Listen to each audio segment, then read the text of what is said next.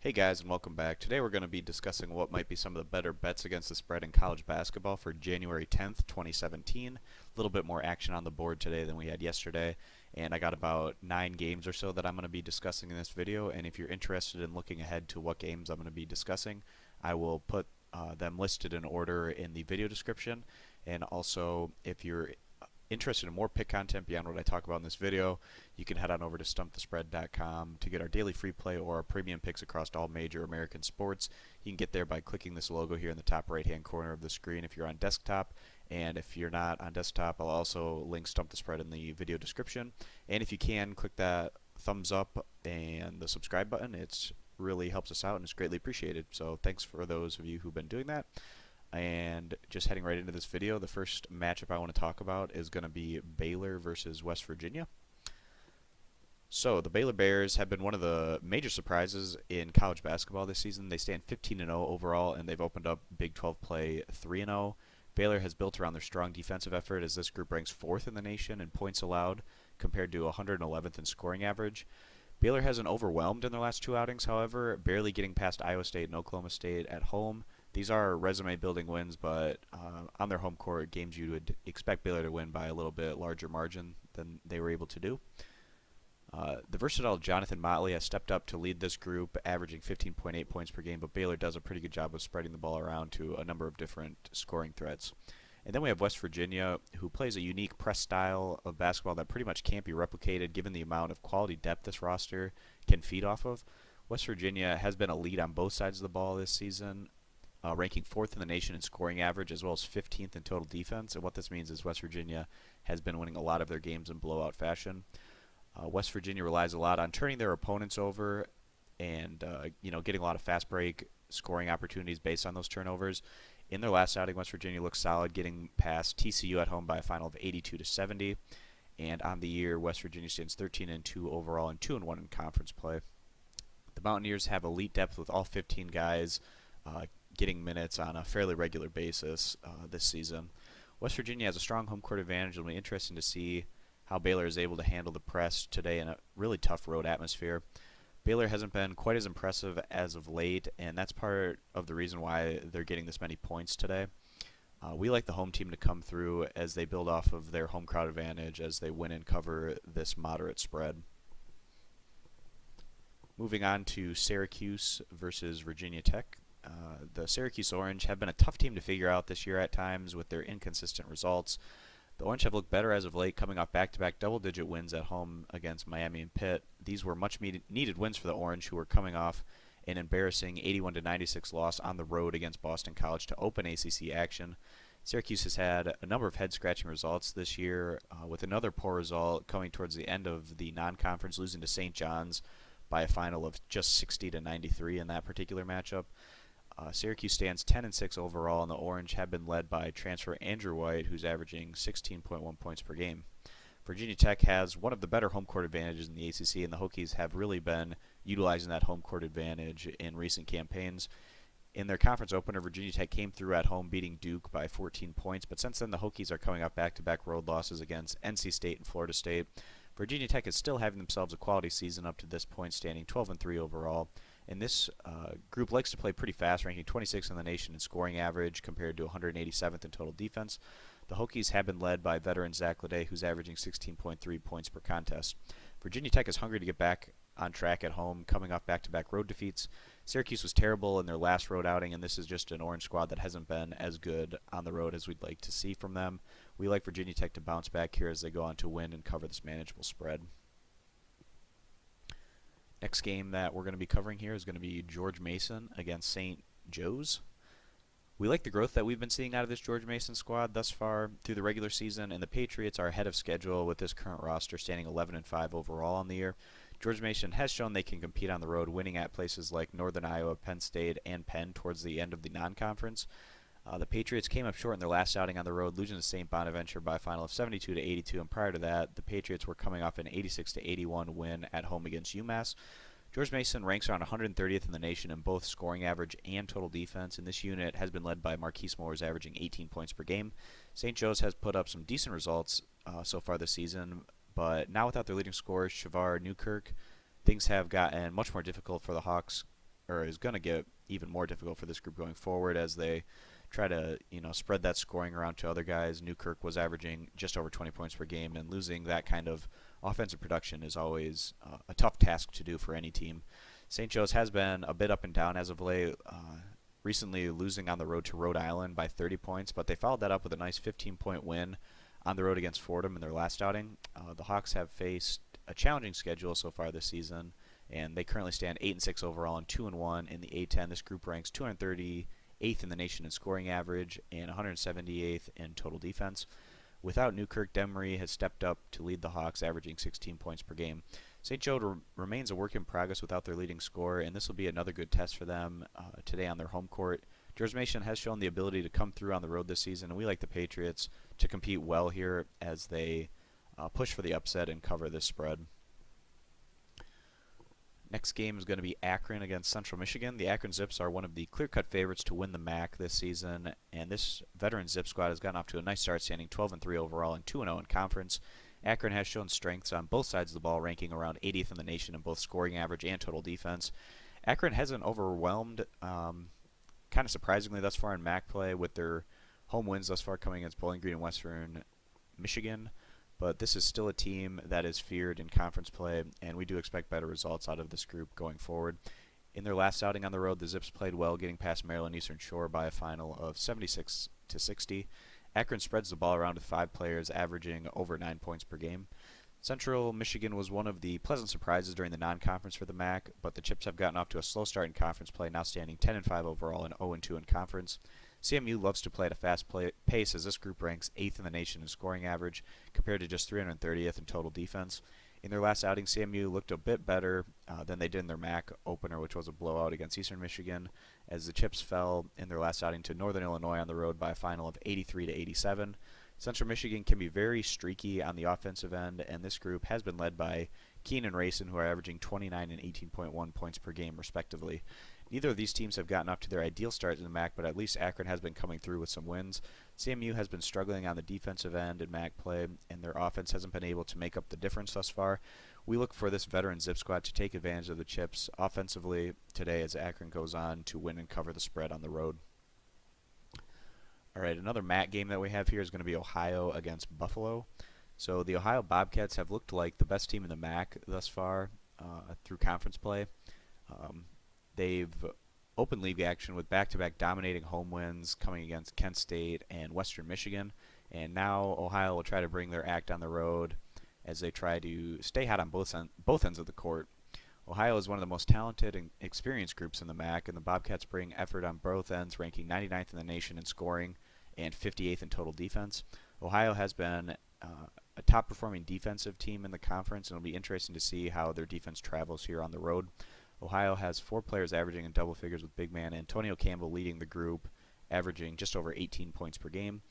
This Buffalo squad always brings a high-level effort to the court, but this group has been a bit hit and miss with their results, especially on the offensive end, and Buffalo now stands 7-8 overall and 1-1 in the MAC.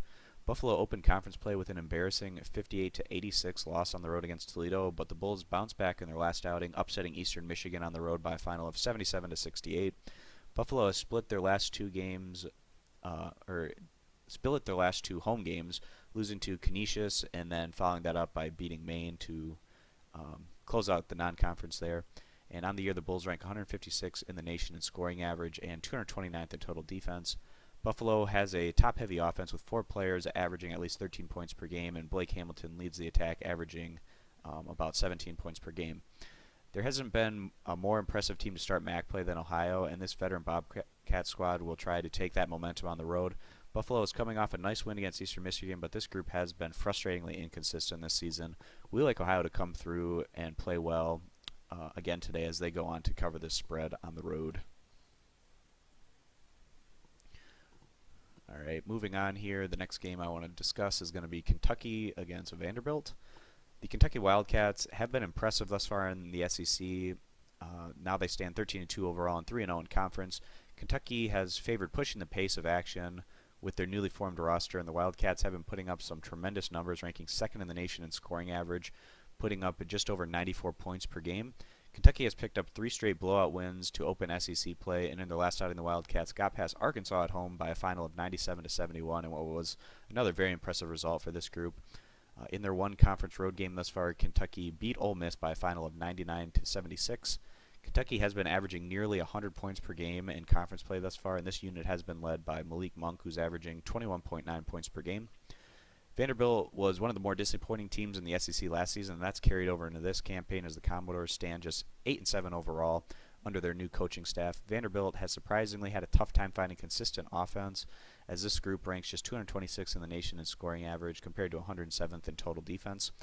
Vanderbilt came up just short in their last outing on the road against Alabama, losing to the Tide by a final of 56-59 in what was another poor offensive performance for Vanderbilt, but to be fair, they were going against one of the better defensive teams in the SEC. Vanderbilt looked better in their last home game, beating Auburn by a final of 80-61. The Commodores have been led by Matthew Fishers-Davis, who's averaging about 17 points per game. Kentucky has been downright deadly on the offensive side of the ball in SEC play thus far, and the Wildcats have been building a lot of momentum heading into the thick of conference play. Vanderbilt hasn't been playing up to their expectations so far this season, and we feel the Commodores will come up short again today as they lose to Kentucky, who's just really been putting up tremendous offensive numbers thus far in conference. Another pretty interesting high-level matchup we have here is going to be Duke against Florida State. The Duke Blue Devils have been a bit less consistent than we'd like to see out of an elite top-tier team, at least thus far in ACC play. But part of this inconsistency could be because of Coach K being out, and also the issues that Duke has had with Grayson Allen and the controversy that he's had with his tripping of opponents. In their last outing, Duke had a fight on their hands at home before getting past Boston College by a final of 93-82. In their last outing on the road, Duke came up well short at Virginia Tech, losing to the Hokies by a final of 75-89. Duke has been largely dominant this season, standing 14-2 overall, ranking 18th in the nation in scoring and 34th in total defense. Veteran Luke Kennard has stepped up to lead the Blue Devils this season, averaging just over 20 points per game. And this Florida State squad has the talent to compete with just about anyone in the nation, and the Seminoles have been living up to their goals thus far, standing 15-1 overall and 3-0 in the ACC. Florida State has been building off of their offense, as the Seminoles rank 14th in the nation in scoring average compared to 108th in total defense. Florida State has been building up their confidence, coming off great recent wins against Virginia on the road, and then in their last outing at home against Virginia Tech by a final of 93-78. Florida State has a decent home court advantage, and the Seminoles have been led by Dwayne Bacon, who's averaging just over 18 points per game. Florida State played well against a solid Virginia Tech squad the other day in a winning effort, and that's the same Tech squad that Duke lost to by double digits to open conference play. Duke isn't quite the same threat without Coach K leading the squad, but the Blue Devils should bring a lot of effort here on the road in a high-caliber matchup. With that said, we do like the home team to come through as they go on to cover the spread. Moving on to Indiana against Maryland. So Indiana has some strong results this season, but they've also mixed in some pretty tough defeats against quality opposition, now standing 11-5 overall and 1-2 in conference play. This squad currently ranks 16th in the nation in scoring average compared to 120th in total defense. Indiana was able to snap out of their 3-game losing streak the other day, getting past Illinois at home by a final of 96-80 in what was a much better offensive result for this group, but to be fair, they were going against one of the weaker defensive teams in the Big Ten, and it'll be interesting to see if Indiana is able to keep that kind of offensive pressure up here on the road against a pretty solid defensive squad. So Maryland has been better than expected so far this season, as this reformed Terps roster has impressed, standing 14-2 overall and 2-1 in the Big Ten. Maryland likes to play off of their defense, and it's going to be interesting to see how this defense is able to slow down Indiana's attack. So Maryland currently ranks 46th in the nation in points allowed compared to 130th in scoring average. Maryland showed tremendous composure in their last outing as the Terps upset Michigan on the road by a final of 77-70. This was a nice bounce-back result for Maryland, who was coming off a tough 2-point loss to Nebraska in their last outing, and that's the same Nebraska squad that was able to beat Indiana on the road as well. In their conference opener, Maryland took down Illinois at home by a final of 84-59 in what was a really impressive home result for Maryland. The Terps have been led by top returner Melo Trimble, who's averaging 17.5 points per game.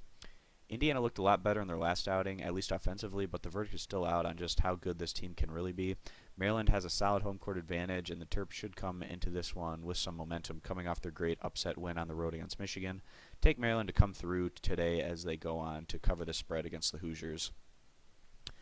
And we just have one more game that we want to talk about in this video, and that's going to be Florida against Alabama. The Florida Gators have quietly been putting up some strong results this season, standing 12-3 overall and 3-0 in the SEC. Florida always brings the effort on both sides of the ball, as the Gators rank about 70th in the nation in both scoring average and total defense. The Gators have been taking care of business in the SEC in their last, have been taking care of business in the SEC in the last outing. Florida was able to handle Tennessee at home, picking up the win by a final of 83-70. In their one road SEC game thus far, Florida took down Arkansas in a tough environment by a final of 81-72. Florida has some decent offensive depth, and the Gators have been led by Kevon Allen, who's averaging almost 15 points per game. And then on the other end, we have Alabama, who's a work in progress right now on the offensive side of the ball, but this group has shown they can be competitive playing in the half court, leaning on their strong defense. Alabama has been a bit up and down, standing 9-5 overall and 2-0 in the SEC, and this squad currently ranks 287th in the nation in scoring average compared to 13th in total defense. In their last outing, Alabama was able to slide past Vanderbilt, picking up the win by a final of 59-56 in what was another offensive struggle for them as they leaned on their defense to get that particular win. Alabama doesn't have much in the way of consistent offensive options, as this group is led by Dazon Ingram, who's averaging just under 10 points per game. Actually, Alabama as a team doesn't have anyone averaging in double figures, which is pretty rare to see in college basketball these days. Florida has shown that they can get the job done on the road, particularly in their conference opening win against Arkansas.